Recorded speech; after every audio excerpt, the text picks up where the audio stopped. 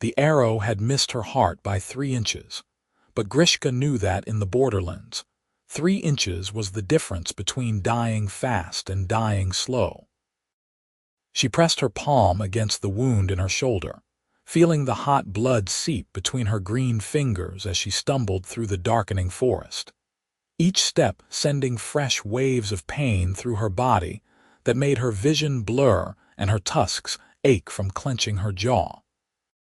Behind her, she could still hear the hunting party, their torches casting dancing shadows through the trees, their voices calling out coordinates and directions as they tracked her like an animal, which was exactly what they thought she was. She had not meant to be seen. Grishka had been so careful these past months, living in the caves on the eastern ridge, hunting only at night, avoiding the human settlements that had spread like mushrooms after rain across what had once been neutral territory. But hunger had made her careless, and when she had taken the sheep from the flock on the hillside, she had not noticed the shepherd boy watching from behind a boulder until his screams had already summoned the men with their bows and their hatred.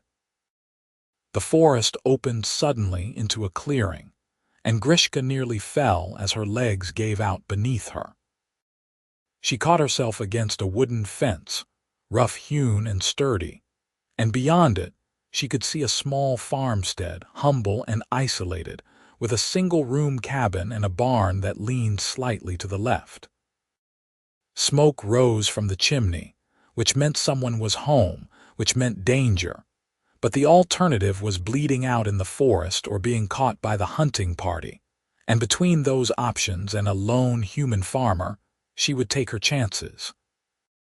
Grishka hauled herself over the fence, landing hard on the other side and leaving a smear of blood on the top rail. Her legs moved mechanically now, driven by the simple animal need to find shelter, to hide, to survive. The barn door hung slightly ajar, and she pushed through it into the warm darkness that smelled of hay and horses and safety. She collapsed in the far corner, behind a stack of hay bales that would hide her from casual view, and finally allowed herself to examine the wound properly. The arrow had gone clean through, which was good, but the shaft had broken off at some point during her flight, and splinters of wood remained embedded in her flesh. She needed to clean it, to bind it, to stop the bleeding, but exhaustion and blood loss were pulling her down into darkness, and she could not fight them both. The last thing she heard before consciousness left her was the barn door opening wider and footsteps approaching, and a man's voice saying with what sounded like genuine concern, "Holy hell, you are hurt badly." When Grishka woke, the first thing she noticed was that she was not dead. The second thing she noticed was that someone had bandaged her shoulder with clean white cloth that smelled faintly of lavender. The third thing she noticed was that her weapons were gone, her knife and her small hunting bow, which meant she was at the mercy of whoever had found her. She opened her eyes slowly, expecting to see iron bars or chains, or at minimum a human standing over her with a weapon. But instead, she found herself still in the barn, still in the corner behind the hay bales, with a folded blanket beneath her head and another covering her body. Dawn light streamed through the gaps in the walls, turning the dust motes into tiny golden stars, and somewhere outside a rooster was announcing the morning with enthusiastic dedication. "You are awake." The voice came from her left, and Grishka turned her head sharply, then immediately regretted it as pain lanced through her shoulder. The human man was sitting on an overturned bucket about 10 feet away, far enough to be non-threatening, close enough to have kept watch. He was perhaps 30 years old, with dark hair that fell past his collar and eyes the color of winter sky. His face was weathered in the way of people who worked outdoors, with lines around his eyes that suggested he smiled more than he frowned. He wore simple clothes, homespun and practical, and his hands were rough with calluses. "I am Fletcher Brennan," he said, making no move toward her. "This is my farm. You stumbled into my barn last night with an arrow through your shoulder and enough blood lost to kill a smaller person." Grishka stared at him, waiting for the hostility, for the fear, for the inevitable moment when kindness would turn to violence. It always did with humans. But Fletcher Brennan just sat on his bucket, watching her with something that looked almost like concern. "I removed the wood splinters and cleaned the wound," he continued. "It should heal clean if you keep it wrapped and do not do anything stupid like try to fight me or run back into the forest where there is still a hunting party looking for you." "Why?" The word came out rougher than Grishka intended, filtered through a throat dry as old leather. Fletcher tilted his head slightly. "Why did I help you?" Grishka managed a nod. He was quiet for a moment, and then he stood, moving slowly so as not to startle her, and walked to a wooden shelf where a clay jug sat next to several cups. He poured water into one cup and brought it to her, setting it down within her reach but not coming close enough to crowd her space. "Because you were bleeding to death in my barn," he said simply. "And I am not the kind of man who watches anyone bleed to death if I can prevent it, regardless of what they are." "What I am," Grishka repeated, and there was bitterness in her voice that she did not try to hide. "An orc. A monster. The thing your people hunt for sport." Fletcher returned to his bucket and sat down again, his expression unreadable. "I know what you are. I also know that orcs do not bleed green like in the old stories, that your blood is as red as mine, and that infection will kill you just as dead as it would kill me. Beyond that, I do not know much about your people, and I am not inclined to judge based on what the other farmers say, because most of them are idiots who have never been more than 20 miles from where they were born." Despite herself, despite the pain and the fear and the bone-deep exhaustion, Grishka felt something that might have been the beginning of trust. It was a dangerous feeling, one she had learned long ago not to indulge, but Fletcher Brennan's steady gaze and calm voice made it hard to maintain the walls she had built around herself. "The hunting party," she said. "They will come here." "They came last night," Fletcher said. "About an hour after I found you. I told them I had not seen anything, which was technically true since I had not actually laid eyes on you when I first heard you collapse in the corner. They searched the yard but not the barn, since I assured them no wounded creature could have gotten past me. They believed me because I have lived here for 5 years and never given them reason to doubt my word. You lied for me. I told them what they needed to hear to go away and leave my property," Fletcher said. "What you choose to do with that is your business, but I would suggest staying in this barn for at least a few days while your shoulder heals and the hunting party moves on to other pursuits. I will bring you food and water, and I will not tell anyone you are here." Grishka wanted to ask why again, wanted to dig into his motivations until she found the selfish core that had to be there, because no human helped an orc without wanting something in return. But her shoulder throbbed with each heartbeat, and her body was telling her in no uncertain terms that she needed rest and food and time to heal, and Fletcher Brennan was offering all three. "I am Grishka," she said finally. Fletcher nodded, as if this was simply the natural progression of their conversation. "It is good to meet you, Grishka, though I wish it had been under better circumstances. I am going to go make breakfast now. Do you eat the same things humans do, or do you need something different?"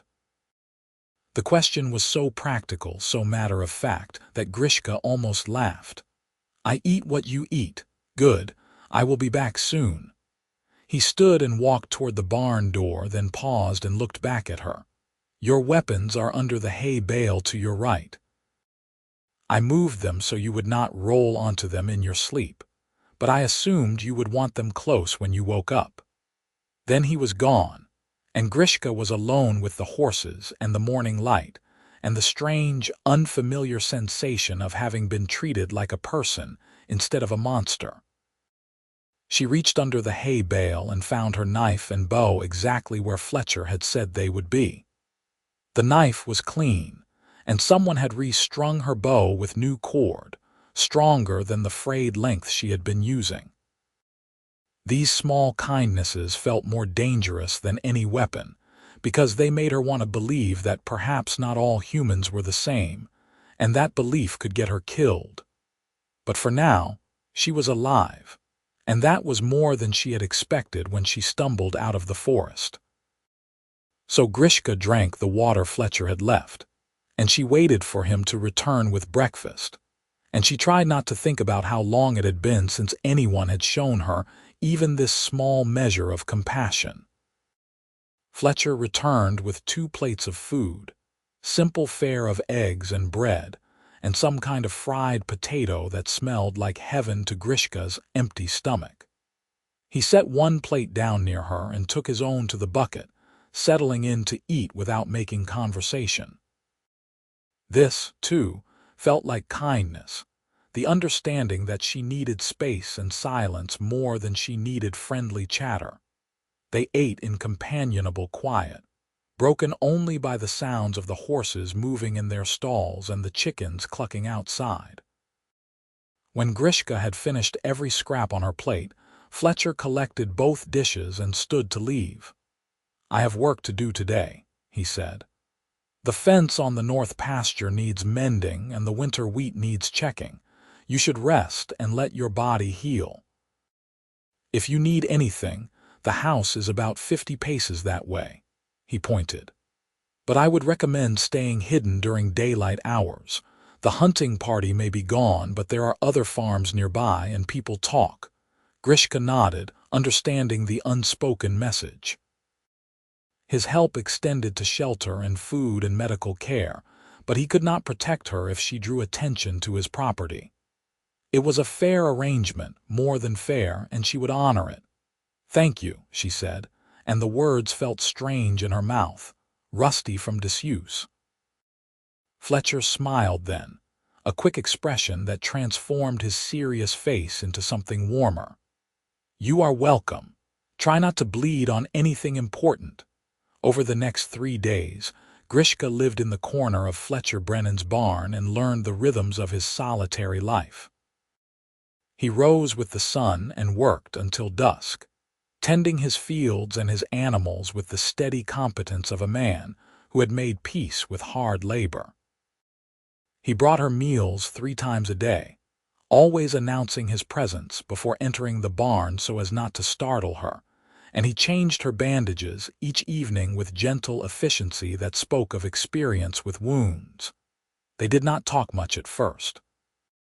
Fletcher seemed to understand that Grishka was like a wild animal learning to trust, and he gave her space to watch and observe without pressure. But on the 4th day, when her shoulder had stopped bleeding and the fever had broken, Grishka found herself curious about the human who had saved her life. "You live alone," she said that evening as Fletcher was wrapping fresh bandages around her shoulder. It was not a question.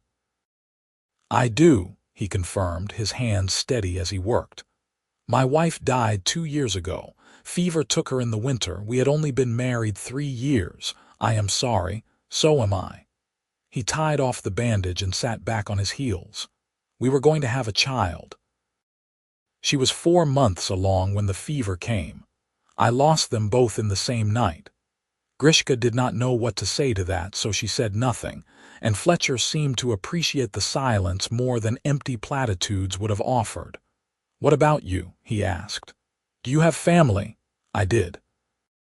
A clan in the mountains to the north. But when I argued that we should try to make peace with the human settlements instead of raiding them, the elders cast me out. That was 6 months ago." Fletcher's expression darkened. "They exiled you for wanting peace." "Orcs have long memories," Grishka said. "We remember the wars, the broken treaties, the massacres. Many of my people believe that humans can never be trusted, that the only way to survive is through strength and isolation. They saw my ideas as weakness, as betrayal. So they took my clan name and sent me away. That seems remarkably stupid, Fletcher said bluntly, punishing someone for wanting peace. Both our peoples are remarkably stupid when it comes to each other, Grishka replied. You lied to a hunting party to save an orc. If they find out, what will they do to you? Fletcher shrugged. Probably nothing good, but I sleep better at night knowing I helped someone who needed help than I would if I had turned you over to a mob. Life is too short to spend it being afraid of what the neighbors think. Your wife, Grishka said slowly. She must have been a good person to have earned your love. Fletcher's face softened with memory. Nora was the best person I ever knew. She found good in everyone, even when they did not deserve it. She would have helped you without hesitation. I like to think that by helping you, I am honoring her memory.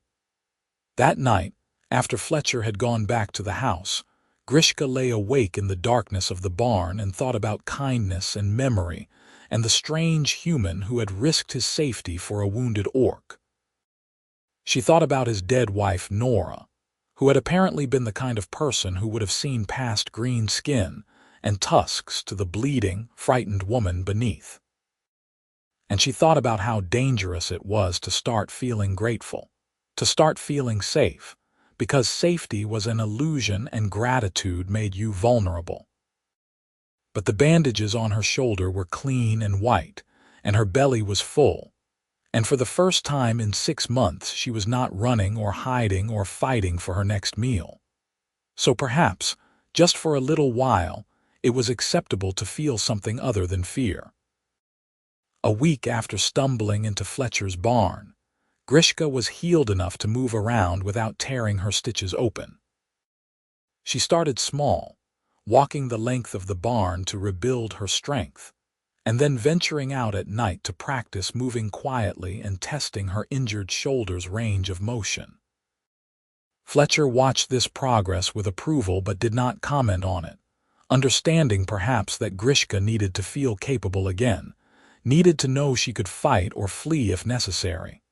On the 8th night, Grishka found Fletcher sitting on his porch in the darkness, looking up at the stars. She approached quietly, a habit so ingrained she could not break it even when she wanted to announce her presence, and when Fletcher finally noticed her standing at the base of his porch steps, he did not startle. "Cannot sleep?" he asked. "My shoulder itches. Healing wounds always itch." "I remember." Fletcher gestured to the empty chair beside his. "You are welcome to sit if you want. The stars are particularly clear tonight."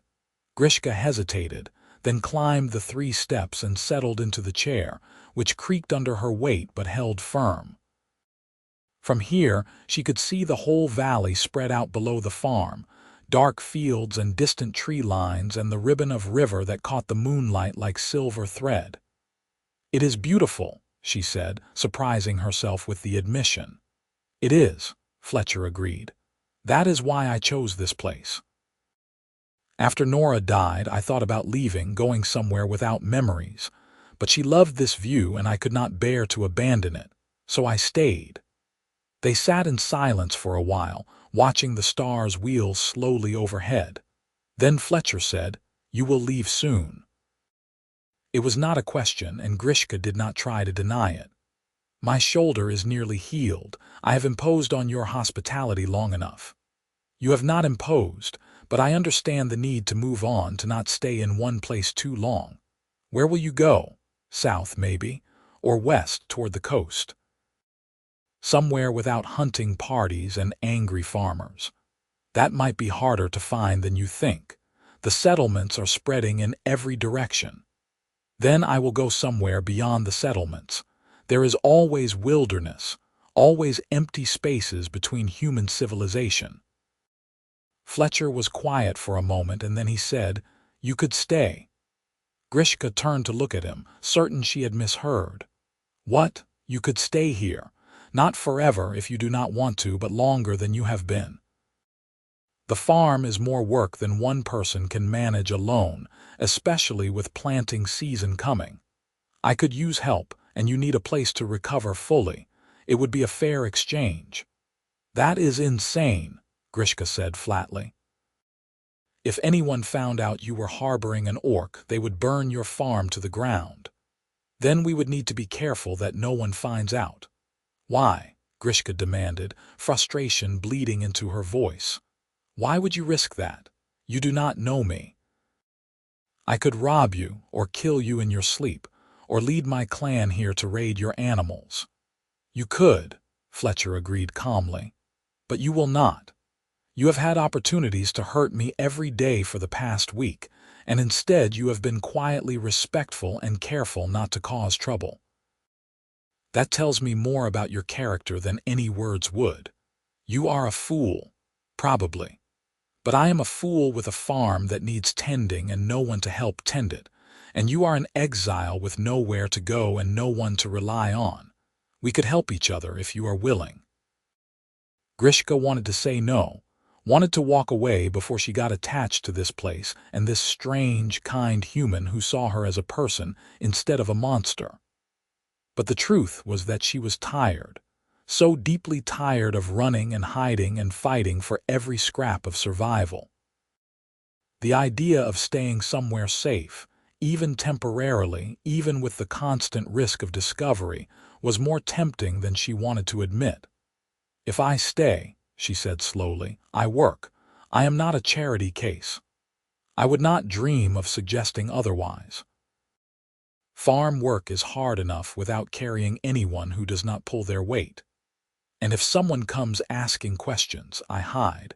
I will not let you take the blame for helping me. We will deal with visitors if and when they arrive. Most people leave me alone, and I intend to keep it that way." Grishka looked out at the valley, at the neat fields and the sturdy barn and the little house with its curl of smoke rising into the night sky. She thought about her clan in the mountains, who had cast her out for dreaming of peace. She thought about the hunting party that had put an arrow through her shoulder for the crime of being hungry.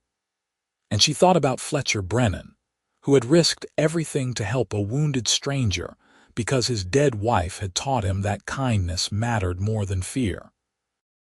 "I will stay," she said finally, "for a little while, until the planting is done and my shoulder is fully healed.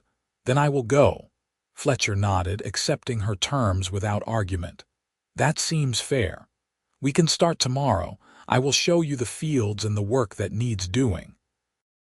They sat together on the porch until the moon rose high overhead, and when Grishka finally returned to the barn, she carried with her the strange, fragile feeling of hope. The work was backbreaking and endless, exactly as Fletcher had promised. The fields needed plowing, and the seeds needed planting, and the irrigation ditches needed clearing, and the fences needed mending.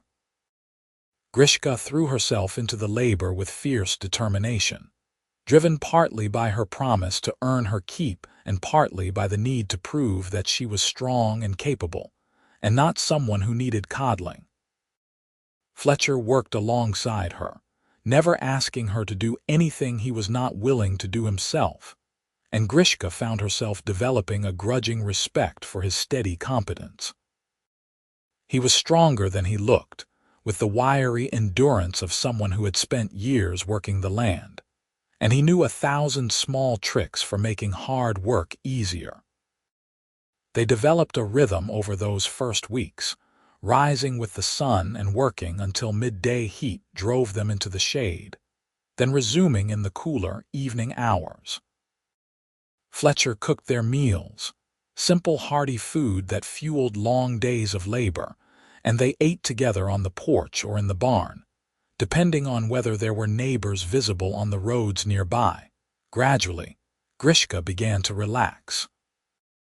The constant tension that had been her companion for 6 months started to ease, replaced by the steady certainty of routine and purpose. She learned the boundaries of Fletcher's property, every fence line and field marker, and she learned the personalities of his animals, the stubborn old plow horse and the chickens who had a pecking order more complex than clan politics. And she learned about Fletcher himself, in small increments revealed through casual conversation. He had been a soldier once, before buying this farm, had served on the northern border during the last orc raids 5 years ago. He had seen terrible things, done terrible things, and come home determined to build something peaceful instead of destroying anything else. "I killed orcs," he told her one evening as they sat on the porch, and his voice was heavy with old guilt. "Followed orders, burned villages, told myself it was necessary for the safety of the kingdom. It was not until after Nora died that I really thought about what I had done, about the families I had destroyed. That is part of why I helped you. Trying to balance the scales, I suppose, though I know it does not work that way." Grishka did not know what to say to that confession, so she said, "War makes monsters of everyone. You are not a monster now." "Neither are you," Fletcher said quietly. "Whatever the hunting party believed, whatever the stories say about orcs, you are not a monster." It was a simple statement, delivered without drama or emphasis, but it hit Grishka like a physical blow. No one had ever said that to her before, not even her own clan. Orcs did not think in terms of monsters and people. They thought in terms of strong and weak, clan and outsider. But to have a human, especially one who had fought against her people, acknowledge her personhood so plainly and sincerely, shook something loose in Grishka's chest. "Thank you," she managed, and Fletcher just nodded, understanding perhaps that she needed the subject dropped before she said something vulnerable and embarrassing. Spring turned toward summer with the steady progression of warm days and cool nights. The crops sprouted green and healthy in their neat rows, and the work shifted from planting to tending, which was less back-breaking but required more consistent attention. Grishka found she enjoyed the routine, the simple satisfaction of watching things grow under her care. She also found, to her surprise, that she enjoyed Fletcher's company. He was easy to be around, never demanding conversation but always willing to engage when she wanted to talk. He had a dry sense of humor that caught her off guard sometimes, making her laugh when she had not expected to, and he listened to her stories about orc culture with genuine interest rather than judgment. "So orcs do not have marriage the way humans do?" he asked one afternoon as they were weeding the vegetable garden. "Not exactly. We have bonding ceremonies, but they are less about property and more about choosing your family.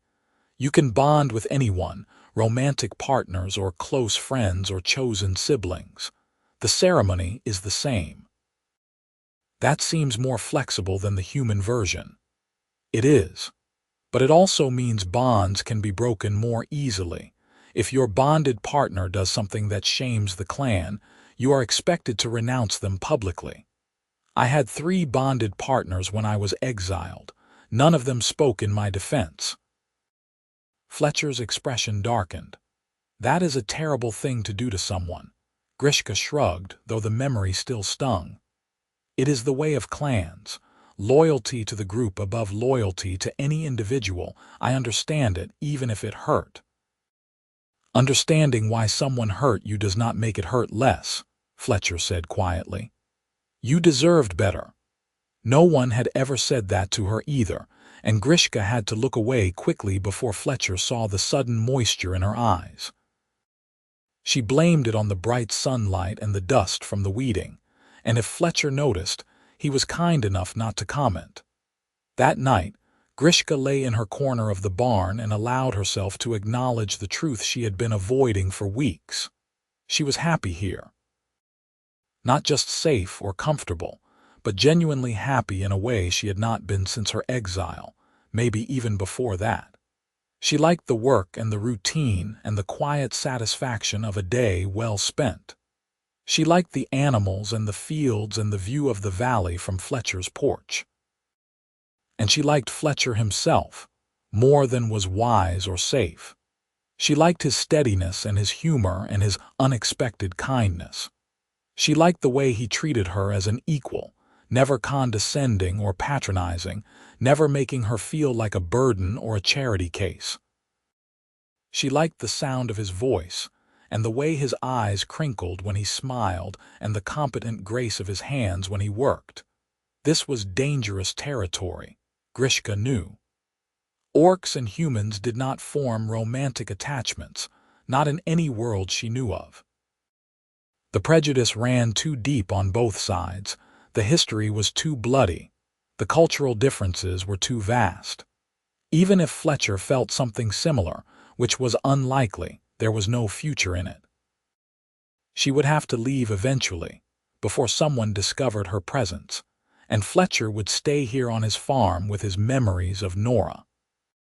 But knowing something was impossible did not make her heart stop wanting it. And as Grishka drifted off to sleep, she allowed herself the dangerous luxury of imagining what it might be like if the world were different. If she and Fletcher could simply be two people who cared for each other without the weight of history and prejudice crushing them.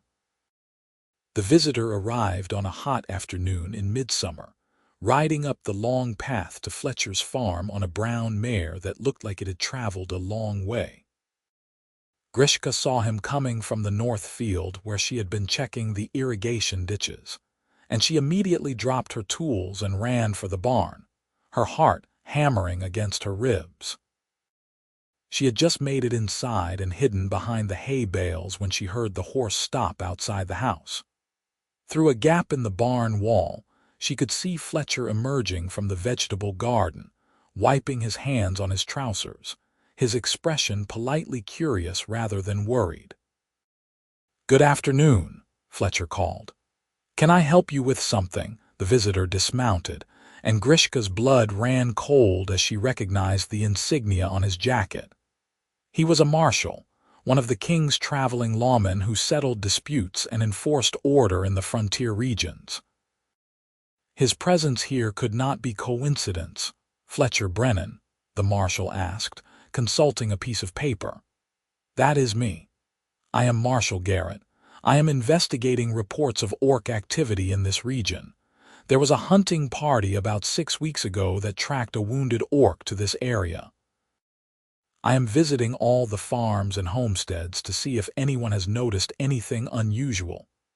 Grishka watched Fletcher's face carefully, looking for any sign of panic or guilt, but his expression remained calm and open. "I remember the hunting party.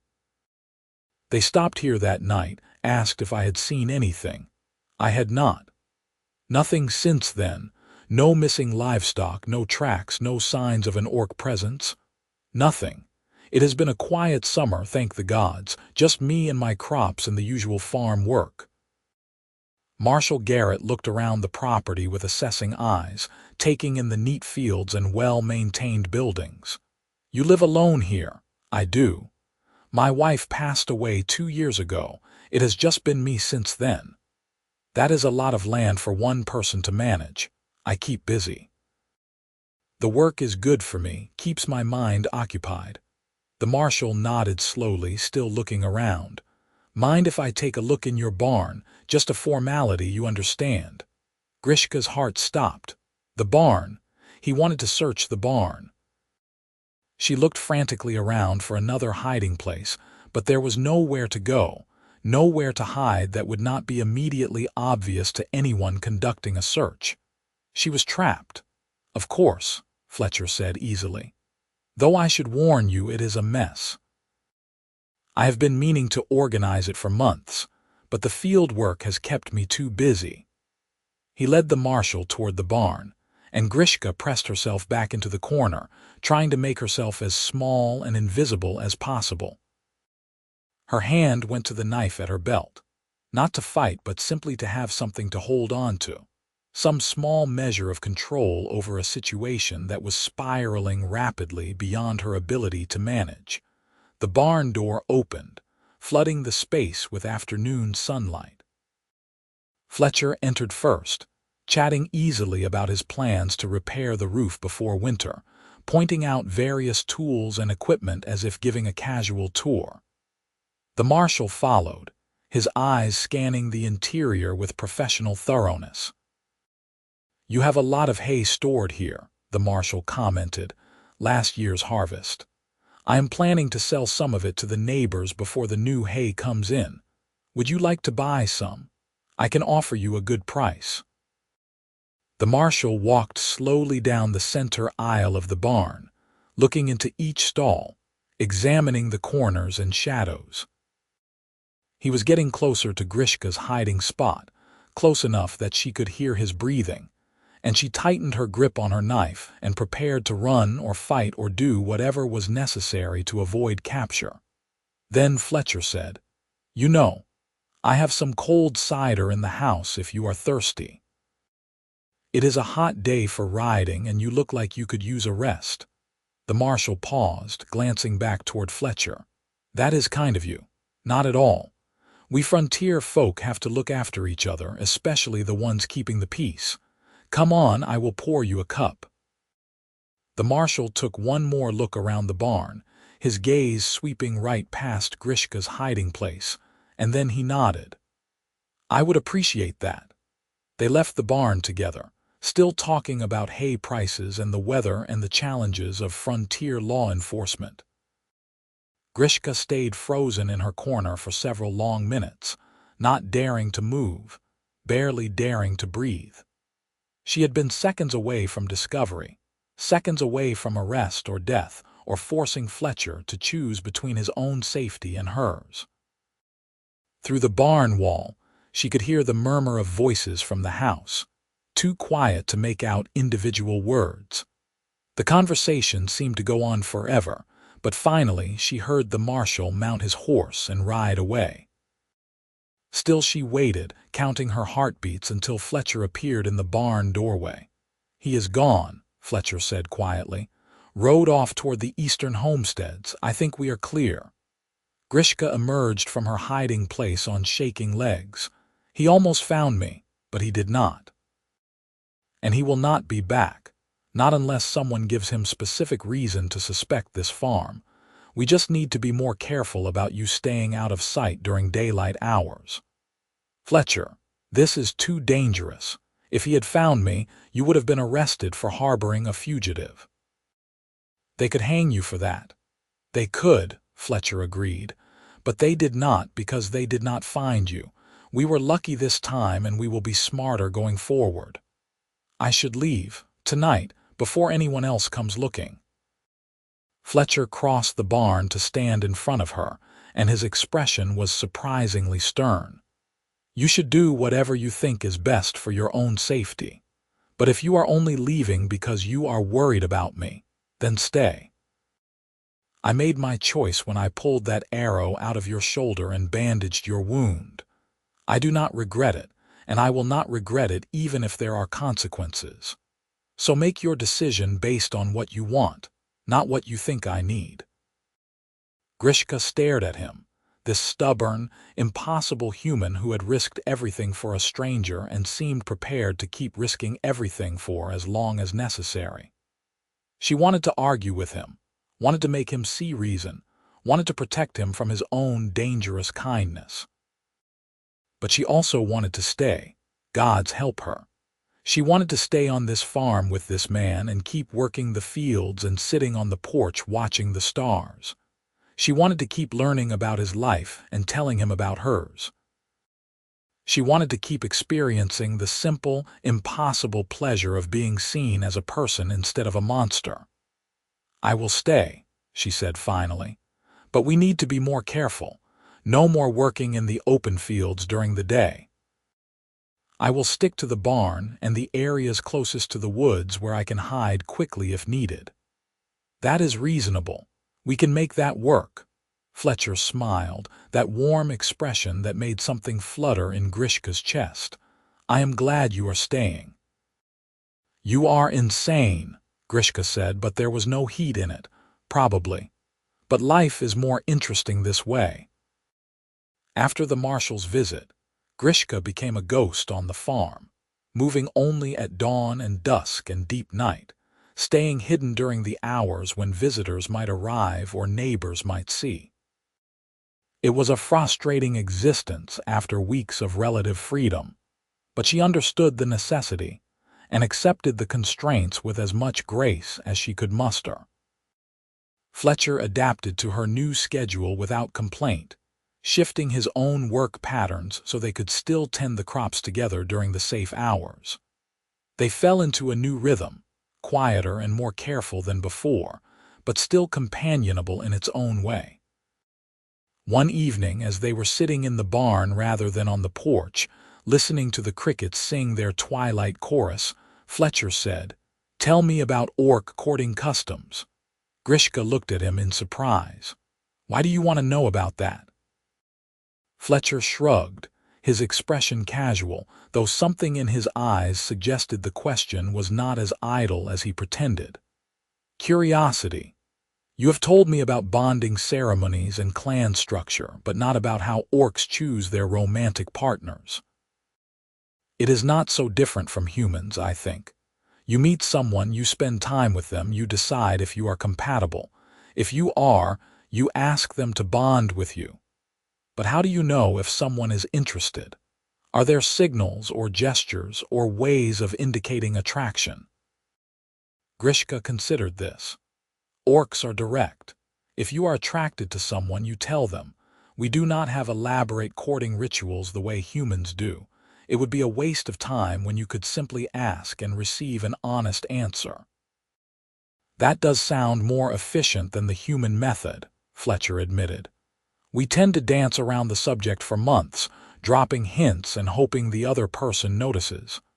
That seems needlessly complicated." "It is. But it also gives people time to be sure, to build up courage, to figure out how they really feel before committing to something." They sat in silence for a moment, and then Grishka asked, "Why are you asking me this? Are you interested in someone?" Fletcher looked at her for a long moment, and in his eyes, Grishka saw something that made her heart start to race. "I might be," he said carefully, "but the situation is complicated, and I am not sure if my interest is returned, or if it even could be returned given the circumstances." Grishka's mouth went dry. He could not possibly mean what she thought he meant. That would be insane, impossible, a fantasy she had not even allowed herself to fully imagine. And yet the way he was looking at her, steady and honest and hopeful, suggested that perhaps the impossible was not quite as impossible as she had believed. "You are talking about me," she said, and it was not a question. "I am. And I understand if that is unwelcome, or uncomfortable, or simply not something you are interested in. But you asked me to tell you the truth, so I am telling you. I am attracted to you, Grishka. I enjoy your company and your conversation and your presence in my life. Over these past months, you have become important to me in ways I did not expect and did not plan for. And I would like to explore those feelings further if you are willing." Grishka felt like she had been struck by lightning, her whole body electric with shock and disbelief and a desperate, dangerous hope. "Fletcher, you cannot possibly want this. I am an orc. Your people hunt mine. We are not even the same species. I am aware of all those things.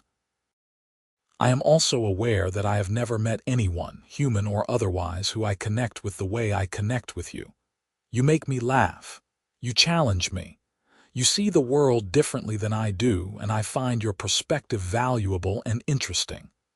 When I imagine my future, I imagine you in it. That might be foolish or impossible or doomed to failure, but it is how I feel. Your neighbors would burn this farm to the ground if they knew. The kingdom would arrest you. My clan would kill you on sight if they found out. I know, believe me, I have thought about all of this extensively. But I have also thought about what Nora would say. And I think she would tell me that life is too short to avoid happiness because you are afraid of what other people think. She would tell me to be brave, to take chances, to choose love over fear whenever possible." Grishka stood abruptly, pacing the length of the barn, trying to organize her chaotic thoughts into something coherent. Fletcher watched her quietly, making no move to crowd her or push for an answer. "I do not know if I can give you what you want," Grishka said finally. "I do not know how to be in a relationship with a human. I do not know if I am capable of the kind of love you are describing." "I am not asking for forever or for certainty," Fletcher said gently. "I am just asking if you are willing to try to see where these feelings lead us. No pressure, no expectations beyond honesty and respect." Grishka stopped pacing and turned to face him.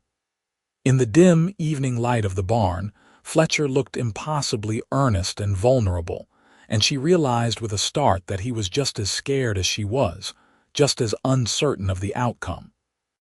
He had put his heart in her hands, trusting her not to break it, and that trust felt like the most precious gift anyone had ever given her. "I am attracted to you too," she admitted, the words coming out rough and awkward. "I have been trying to ignore it, trying to convince myself it was just gratitude or proximity or loneliness. But it is more than that. I enjoy your company. I admire your kindness and your strength, and your stubborn refusal to be afraid of things that should terrify you. When I think about leaving, about going back to the wilderness alone, it feels like losing something vital." Fletcher stood and crossed the barn to stand in front of her, close but not touching, giving her space to back away if she needed it. "So what do we do about that? I do not know. This is uncharted territory for both of us. Then we navigate it together, one step at a time. Does that sound acceptable?" Grishka looked into his eyes, those winter sky eyes that had seen so much pain and loss and still chose kindness, and she made a decision that felt both terrifying and inevitable. "Yes, that sounds acceptable." Fletcher smiled, and it was like sunrise breaking over the valley, bright and warm and full of promise. He reached out slowly, giving her time to pull away, and took her hand in his. His palm was calloused and warm against hers, his fingers gentle as they interlaced with her own. "Then let us start here," he said. "With this moment in this barn, with nothing more complicated than two people who care for each other holding hands. Everything else we can figure out as we go." Grishka squeezed his hand, feeling the solid reality of him, the proof that this was not a dream or a fantasy, but something real and present and possible. "One step at a time," she agreed. They stood together in the barn as darkness settled fully over the farm, holding hands and saying nothing, and it was enough. The next weeks brought a new dimension to their relationship, tentative and exploratory, and marked by small gestures of affection. Fletcher found excuses to touch Grishka's hand or shoulder, brief contacts that sent warmth spreading through her chest. Grishka learned to return these gestures, overcoming her instinct to maintain distance, discovering that touch could be comforting rather than threatening. They talked more too, long conversations that stretched late into the night about everything and nothing. Fletcher told her about his childhood in a coastal town, about joining the army to escape poverty, about meeting Nora at a market fair, and knowing instantly that she was special. Grishka told him about growing up in the mountain clan, about her training as a scout, about the slow realization that she wanted peace more than she wanted war. "You would have made a good diplomat," Fletcher said one night as they sat in the barn, his arm around her shoulders in a gesture that had become natural and comfortable. "If your clan had listened to you, if peace had been possible, you would have been the perfect ambassador between our peoples." "Maybe in another life," Grishka said. "In this one, I am just an exile living in a barn and hoping no one discovers me." "You are more than that," Fletcher said firmly. "You are brilliant and brave and more resilient than anyone I have ever met. The fact that your clan could not see your value is their loss, not yours." Grishka leaned into his warmth, letting his words settle into the wounded places in her heart. No one had ever spoken to her this way, with such unqualified admiration and respect. It made her feel seen in ways she had never experienced before.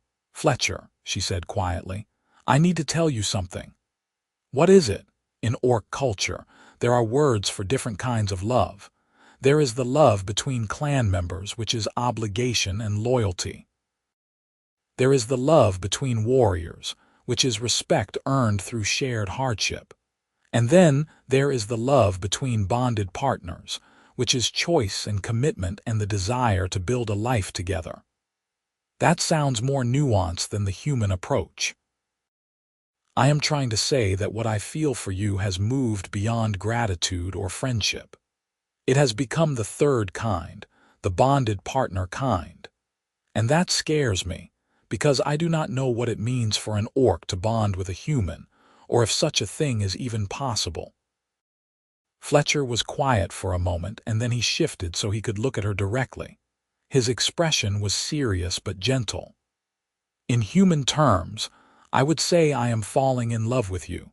It is not the same as what I felt for Nora, but it is no less real or important. You make me want to believe in futures and possibilities again. You make me want to be brave enough to build something new instead of just preserving the memory of what I lost." So where does that leave us? I think it leaves us exactly where we are, which is figuring this out together. We do not need to have all the answers right now. We just need to keep being honest with each other and keep choosing each other every day. Grishka nodded, feeling some of the tension ease from her shoulders. "I can do that." "Good. Now come here, because I have been wanting to do something for weeks and I think it is finally the right time." "What is that?" "Kiss you, if you are amenable to that." Grishka's breath caught in her throat. They had not kissed yet, had not progressed beyond hand-holding and gentle touches, and the thought of taking that next step filled her with equal parts excitement and nervousness. "I am amenable," she managed, "but I should warn you, I have no idea how to kiss a human. Orc mouths are different with the tusks and everything." Fletcher smiled. "Then we will figure it out together, just like everything else." He leaned in slowly, giving her time to pull away if she wanted to, and pressed his lips gently to hers. It was awkward at first, their mouths not quite fitting together properly, but then Grishka tilted her head slightly and Fletcher adjusted his angle, and suddenly it worked, their lips meeting in a kiss that was sweet and soft and perfect. When they finally pulled apart, Fletcher was grinning. "See? We figured it out." Grishka laughed, feeling lighter than she had in months. "We did, though I think we might need more practice just to be sure." "I am completely willing to practice as much as necessary," Fletcher said solemnly. And then he kissed her again.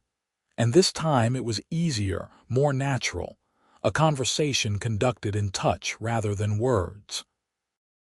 They sat together in the barn for hours that night, talking and kissing and planning a future that seemed impossible and inevitable in equal measure. And when Grishka finally fell asleep in Fletcher's arms, she dreamed of peace and possibility, and a life where love mattered more than prejudice. Summer gave way to autumn with the slow shift of cooling temperatures and changing leaves. The harvest came in strong and healthy, more than Fletcher had managed in previous years, and he credited Grishka's help with making the difference. They worked together to bring in the crops and prepare the farm for winter, their movements synchronized by months of shared labor. The marshal did not return, and no other visitors came asking about orcs or searching for fugitives. The frontier seemed to have moved on to other concerns, and Grishka allowed herself to relax incrementally, to believe that perhaps she had found a permanent sanctuary rather than just a temporary refuge. She and Fletcher grew closer as the days shortened, their relationship deepening into something solid and enduring. They learned each other's bodies, careful and exploratory, discovering that physical compatibility was possible despite their anatomical differences. They learned each other's moods and preferences, the small daily patterns that made cohabitation smooth rather than fraught. And they talked about the future, tentatively at first and then with growing confidence. Fletcher wanted Grishka to move from the barn into the house, to share his bed and his life openly rather than hiding. Grishka wanted that too, but she worried about the risk, about neighbors who might see her through the windows or visitors who might arrive unexpectedly. "We could move," Fletcher suggested one evening as they sat by the fireplace in the house, a rare luxury since Grishka usually stayed in the barn after dark. "Sell the farm and go somewhere more remote, somewhere with no neighbors for miles. Start fresh where no one knows us and no one would think to look for you." Grishka considered this. "You love this farm. You chose it because Nora loved it. Could you really leave it behind?" "I could leave it for you," Fletcher said simply. "Nora would understand. She would want me to choose life and love over memory and grief. And honestly, I think I have been using the farm as an excuse to stay frozen in time, to not move forward. Maybe leaving would be good for me." "Where would we go? North into the mountains, or west toward the coast?"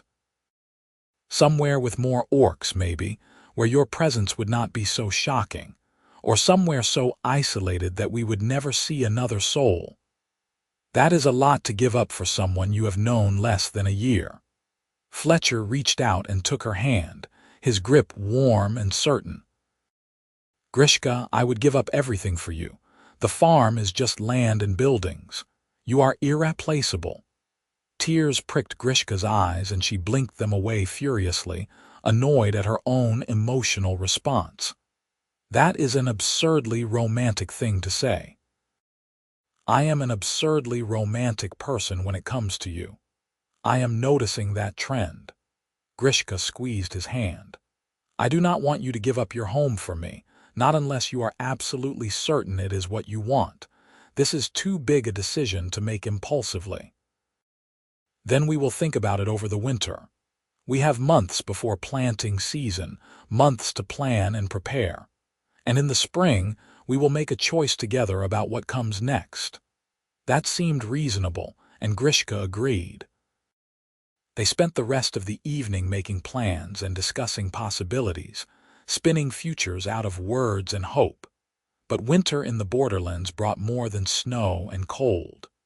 It brought rumors and news from the north, carried by traveling merchants and wandering soldiers. The orc clans were moving south, driven by failed harvests and internal conflicts.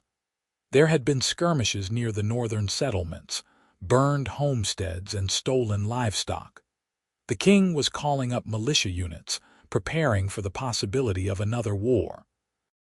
Fletcher heard these rumors when he went to the market town to sell his harvest, and he came home with his expression grim and troubled. He told Grishka everything over dinner, holding nothing back, and she felt her fragile sense of safety crumbling. "If war comes, they will be searching for orcs everywhere," she said, her voice flat. "Every farm will be investigated, every isolated homestead. There will be no place to hide. Then we leave before that happens, tonight if necessary. I can pack supplies and hitch the wagon, and we can be gone before dawn." "And go where?" "If the clans are moving south, the entire region will be a war zone. We would be running directly into danger." Fletcher ran his hands through his hair, frustration evident in every line of his body. "Then we go west or east, anywhere but here. We find somewhere safe and we start over." "There is nowhere safe, Fletcher, not for an orc and a human together. You know that." "I refuse to accept that. I refuse to believe that the only option is to lose you." Grishka stood and walked to the window, looking out at the snow-covered fields glowing under the moonlight. Everything was so beautiful and peaceful here, so deceptively safe. She had allowed herself to believe in futures and possibilities, and now reality was crashing down around her. "Maybe you should turn me in," she said quietly. Fletcher was behind her in an instant, his hands on her shoulders, spinning her around to face him. His eyes were fierce and angry, more intense than she had ever seen them. "Do not ever suggest that again. I will not betray you. I would rather die than turn you over to people who would hurt you. But if the alternative is losing your farm, losing your life, being branded a traitor, then that is what happens. Grishka, listen to me. I love you. I love you more than this farm, more than my reputation, more than my own safety. Whatever comes, we face it together. That is not negotiable." Grishka stared at him, this impossible, stubborn, wonderful human who refused to let her go even when letting go would be the sensible choice. "You are insane," she whispered, "probably. But I am your insane person and you are stuck with me. Despite everything, despite the fear and the uncertainty and the looming threat of war," Grishka smiled. "I love you too," she said, the words feeling natural and right. "I do not know when it happened, but somewhere along the way I fell completely in love with you." Fletcher pulled her into his arms, holding her tight against his chest, and she could feel his heart racing in time with her own. "Then we will figure this out," he said fiercely. "Together. I do not know how yet, but we will find a way." They stood together by the window for a long time, watching the snow fall and making silent promises to each other and the uncertain future. The solution, when it came, arrived in an unexpected form. A traveling merchant stopped at the farm in early winter, an old woman with a weathered face and shrewd eyes who sold herbs and medicines and information to isolated homesteads. Fletcher bought supplies from her, and while they were conducting business, she looked past him into the barn and went very still. "You have an orc living here," she said, not a question but a statement. Fletcher's hand moved toward the knife at his belt, but the old woman raised her hands in a placating gesture. "Peace, young man. I am not here to cause trouble, but I saw the green hand that pulled your barn door shut just now, and I am old enough to recognize an orc when I see one."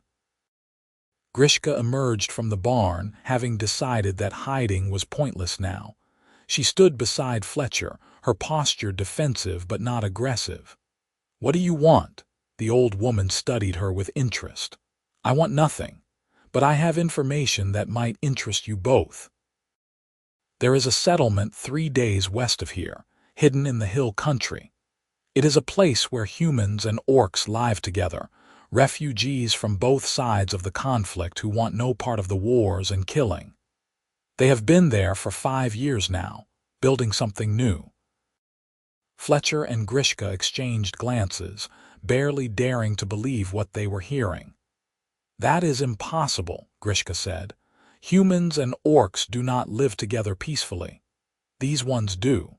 I have been there myself, traded with them many times.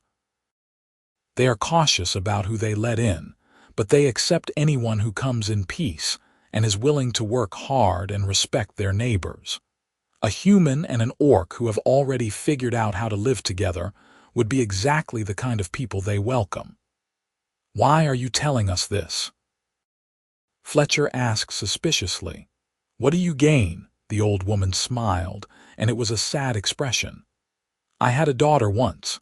She fell in love with an orc man from a border clan and they tried to make a life together. Her human family rejected her.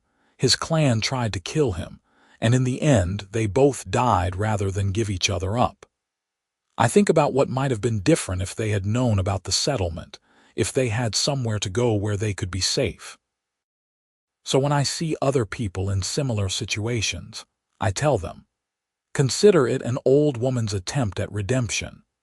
She gave them directions to the settlement, careful and detailed, and instructions on how to approach, so they would not be shot by the sentries who guarded the hidden community.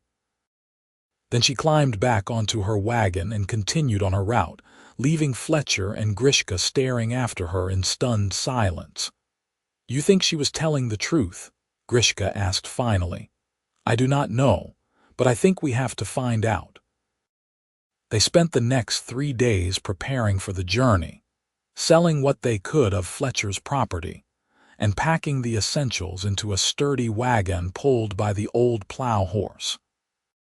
Fletcher wrote a letter to his nearest neighbor, saying he was heading west to start fresh, and left the farm with instructions to sell it and send the money to him in care of the market town. Leaving was harder than Grishka had expected. This farm had been her sanctuary, the place where she had healed and found love and learned to hope again. But she could not stay, not with war coming and marshals searching and the constant risk of discovery. So she packed her few belongings and helped Fletcher load the wagon and tried not to look back as they drove away down the long road heading west. The journey took 4 days rather than 3, slowed by winter weather and the need to avoid main roads where they might encounter soldiers or refugees. They camped in the wagon each night, huddled together under blankets against the cold, and during the days they talked about what they hoped to find at the settlement. "What if it is not real?" Grishka asked on the 3rd day. "What if the old woman was mistaken, or lying, or simply wrong about what she saw?" "Then we keep going," Fletcher said. "We find somewhere else, somewhere remote enough that we can build our own settlement. It will be harder without a community, but we will manage." "You are very confident for someone who is risking everything on a stranger's directions." "I am confident because I am with you. As long as we are together, I can handle whatever comes." Grishka leaned against his shoulder, drawing strength from his steady presence. "You say things like that and expect me not to fall more in love with you. Falling more in love with me is exactly what I expect. It is my entire strategy." On the afternoon of the 4th day, they reached the location the old woman had described, a narrow valley tucked between 2 steep hills that would be invisible from the main roads. At first it looked like nothing but wilderness, but as they guided the wagon carefully down an almost invisible track, they began to see signs of habitation. Smoke from chimneys, the sound of voices, the smell of cooking food. And then they rounded a bend, and the settlement came into view, and Grishka felt her breath catch in her throat. It was real. The settlement was real. She could see perhaps 50 buildings, a mix of human-style cabins and orc-style communal longhouses, arranged in a loose circle around a central square. There were people moving between the buildings, humans and orcs working side by side, children playing in the snow without regard for species. Gardens and workshops and animal pens, all the infrastructure of a thriving community. A sentry approached them as they entered the valley, a human man with a crossbow held ready but not threatening. "State your business," he said. Fletcher raised his hands to show they meant no harm. "We are looking for sanctuary. An old merchant woman told us this was a place where humans and orcs could live together in peace. We are hoping that is true." The sentry studied them carefully, taking in Fletcher's human features and Grishka's green skin and tusks. His expression softened slightly. "It is true, but we do not accept just anyone. You will need to speak with the council and explain your situation. We are willing to do that." The sentry nodded and gestured for them to follow. He led them into the settlement, and Grishka felt like she was walking through a dream. Everywhere she looked, she saw humans and orcs interacting with casual familiarity, no fear or hatred or violence. An orc woman was teaching a group of human children to weave baskets. A human blacksmith was working metal while an orc assistant operated the bellows.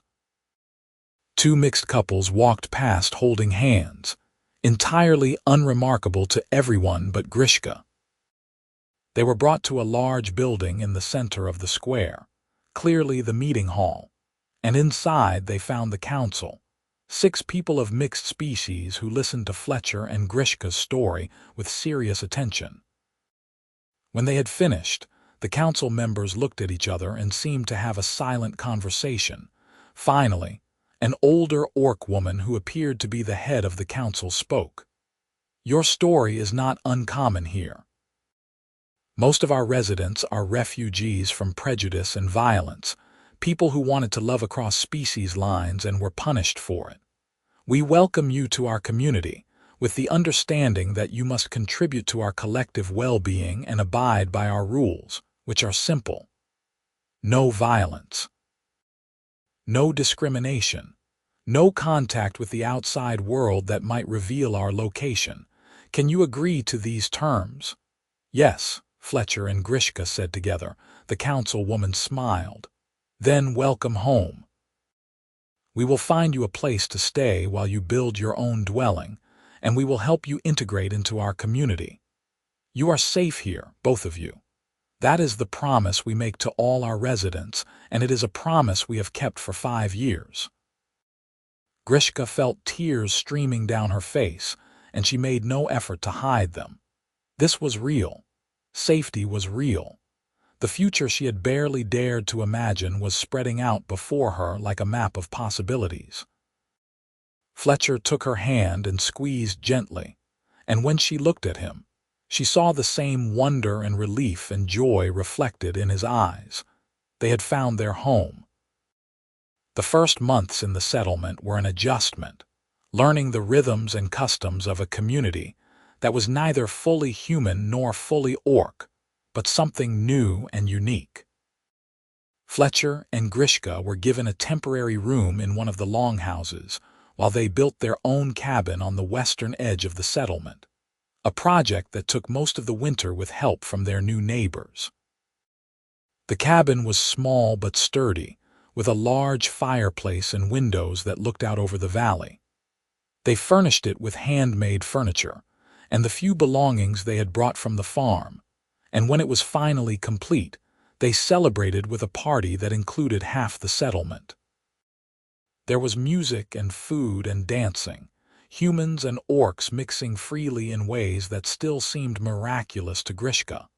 That night, after the party had ended and they were alone in their new home, Fletcher said, "I have a question for you." "What is that?" "In orc culture, you said there are bonding ceremonies for people who want to commit to each other. Would you be willing to bond with me officially and publicly?" Grishka felt her heart skip. "You want to marry me. I want to commit to you in whatever form is meaningful. If that means a bonding ceremony by orc custom, or a human marriage, or some combination of both, I do not care about the details. I just want everyone to know that you are mine and I am yours, for as long as we both live." That is an incredibly romantic proposal for someone who claims not to care about details. Fletcher smiled. "I care about the important details, like the fact that I love you more than I have ever loved anyone, and I want to spend the rest of my life proving that to you every single day." Grishka crossed the room and took his hands in hers. "Then yes, I will bond with you. We can combine both customs, make something that honors both our backgrounds. That sounds perfect." They held the ceremony a month later, in the spring when the valley was green and beautiful. It was attended by most of the settlement, humans and orcs standing together as witnesses. They exchanged vows written in both languages, promises of loyalty and love and partnership. An orc elder and a human priest officiated together, blessing their union according to both traditions. When it was done, when they were officially bonded and married and committed in every way that mattered, Fletcher pulled Grishka close and kissed her in front of everyone. The crowd cheered, and Grishka felt a profound sense of rightness settle over her, the certainty that she had finally found where she belonged. The years that followed were not without challenges. The settlement had to remain hidden, which meant constant vigilance and careful management of their contact with the outside world. There were disagreements and conflicts within the community, the inevitable friction of people from different cultures learning to live together. The orc clans and human kingdoms continued their wars in the world beyond the valley, and sometimes refugees arrived with stories of burned villages and massacres that reminded everyone of what they had escaped. But there was also joy, so much joy that sometimes Grishka felt overwhelmed by it. She and Fletcher built a life together, working their small plot of land and contributing to the community's well-being. They made friends, deep and genuine friendships that crossed species lines without hesitation. They became mentors to new arrivals, helping other mixed couples navigate the challenges of building relationships across cultural divides.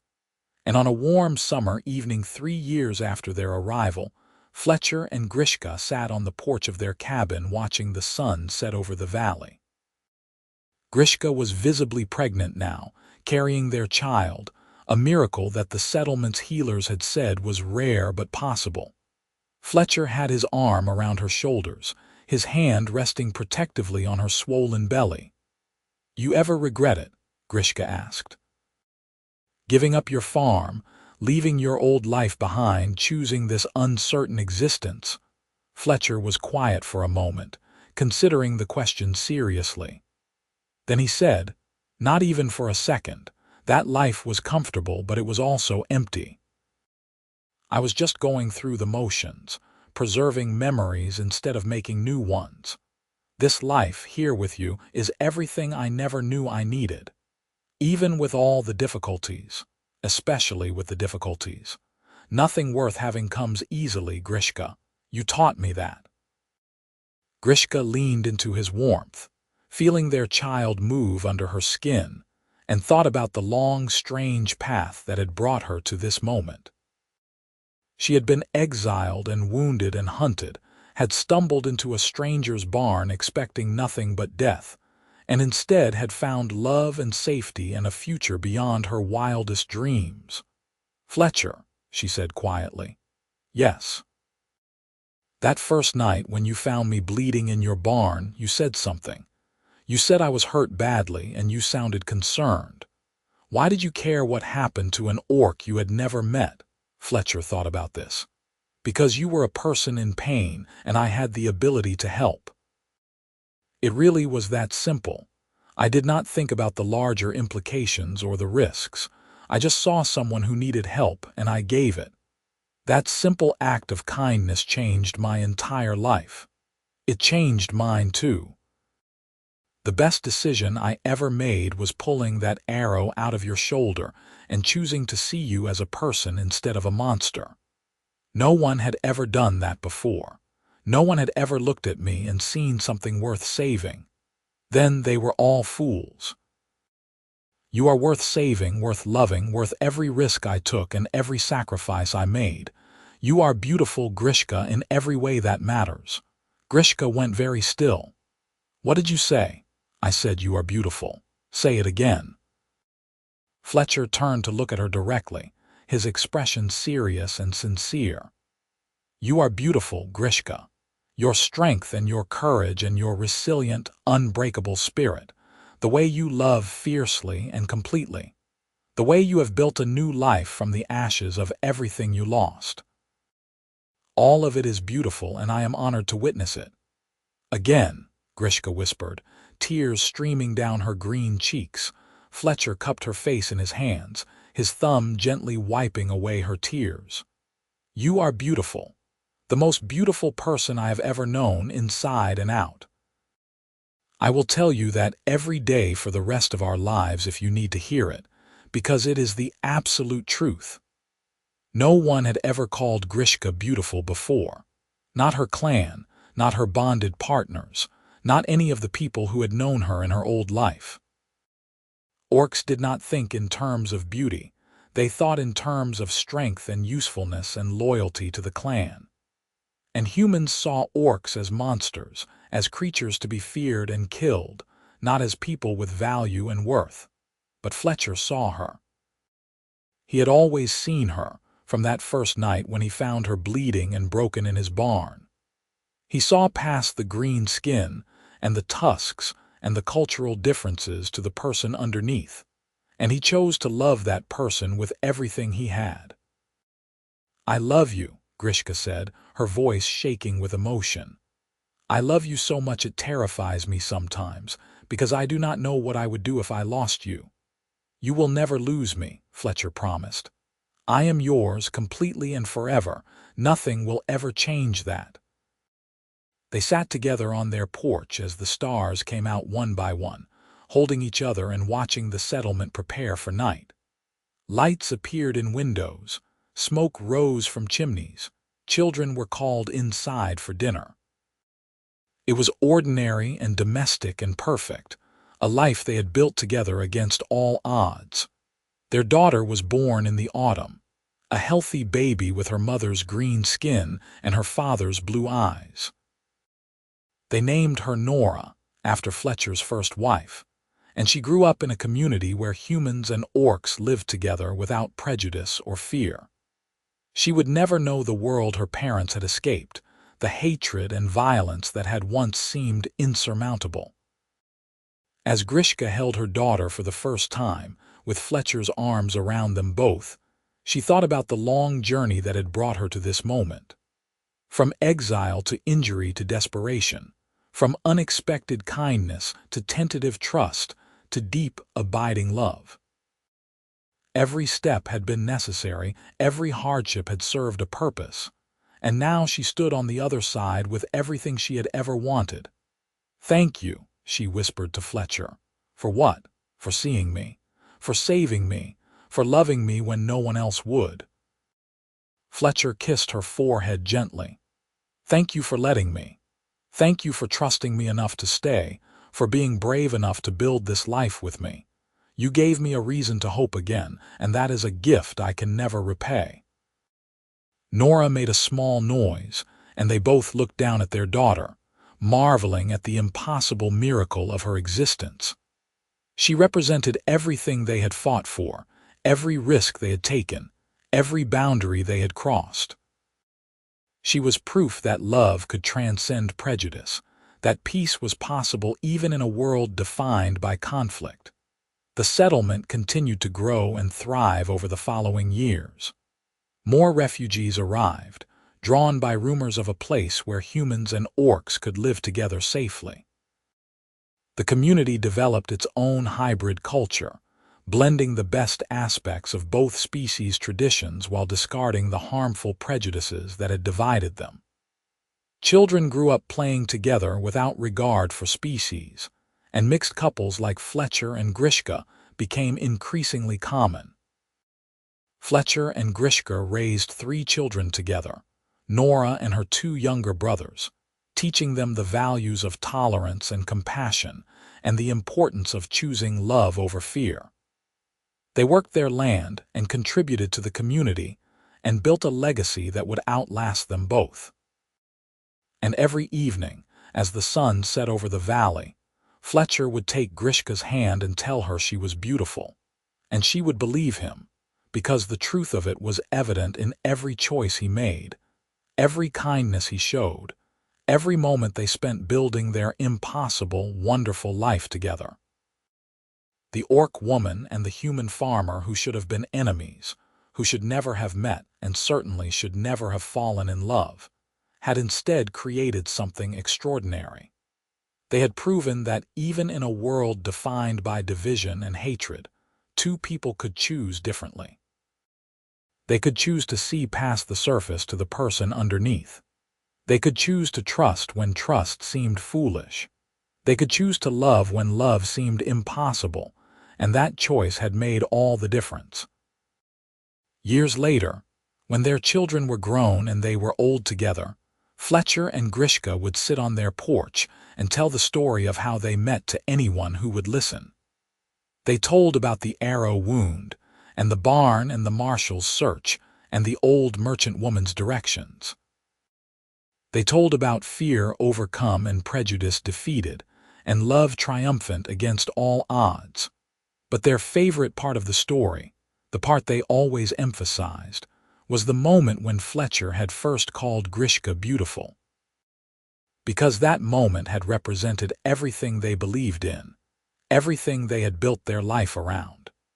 It was the moment when one person chose to see value where others saw only fear, when one person chose to speak truth where others spoke only hate. No one had ever called the orc woman beautiful until Fletcher did, and when he did, she asked him to say it twice more, because those words had the power to heal wounds deeper than any arrow could inflict. Those words had the power to rebuild a shattered sense of self, to restore hope where despair had taken root, to prove that love and acceptance were possible even across the deepest divides. And Fletcher had said it 3 times that day, and every day after for the rest of their lives, because he understood that some truths needed to be spoken repeatedly until they were fully believed, until they became foundation rather than just hope. Grishka was beautiful in every way that mattered, and she had built a beautiful life with a beautiful man in a community that celebrated beauty in all its diverse forms. The world beyond their valley might still be full of prejudice and conflict, but here, in this hidden sanctuary, they had created something better. They had created proof that peace was possible, that understanding could overcome hatred, that love could bridge any divide if given the chance. And it had all started with a wounded orc stumbling into a stranger's barn, and a man who chose kindness over fear, and 3 simple words spoken with absolute sincerity. You are beautiful. 3 words that changed everything, that created ripples spreading outward through years and generations, proving that sometimes the smallest acts of compassion could have the greatest impact. Fletcher's decision to help a dying orc had saved Grishka's life, but it had also saved his own in ways he had not expected. It had given him purpose and love, and a reason to believe in futures again. They grew old together in their valley, surrounded by their children and grandchildren, watching their community flourish and expand. And when they finally passed, within months of each other as longtime partners often do, they left behind a legacy of courage and compassion that would inspire generations to come. The settlement they had helped build continued to thrive, a beacon of hope in a world still struggling with prejudice and division. And at the center of the community square, someone placed a stone marker with words carved deep into the granite, a reminder of the foundation upon which everything had been built. It read simply, "No one had ever called the orc woman beautiful. When he did, she asked him to say it twice more." And those 3 times became forever. Their story became legend in the settlement, told to children and newcomers as an example of what was possible when people chose to see past their differences to the common humanity beneath. It was a story about love conquering fear, about kindness creating miracles, about 2 impossible people building an impossible life that became the most real and precious thing either of them had ever known. And somewhere in whatever comes after, Fletcher and Grishka were together still, holding hands and watching over the community they had helped create, proud of everything they had built and everyone they had touched. Their love had been revolutionary not because it was grand or dramatic, but because it was real and steadfast and absolutely, undeniably true.